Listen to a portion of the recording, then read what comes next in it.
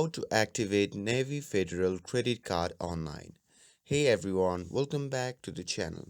In today's video, I'm going to show you how you can activate your Navi Federal Credit Card online. So without further ado, let's get started. So first, open any preferred web browser, and once you're inside, simply click on the search bar and type activate Navi Federal Credit Card and simply press enter. Now click on the official Navy Federal Credit Card Union link. And once you are on the activation page, you will be prompted to enter your credit card number.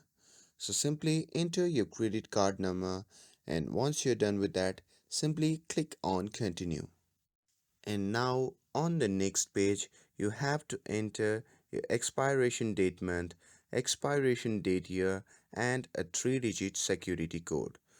So simply enter all the details as you have been prompted, and once you're done with that, you can simply click on continue and follow any on-screen instructions. And once you have completed the process, your Navy Federal credit card will be activated and ready to use. And that's it. That's how you can activate your Navy Federal credit card. With this, if you found this video helpful, then don't forget to like, share, and subscribe to get updated for more videos.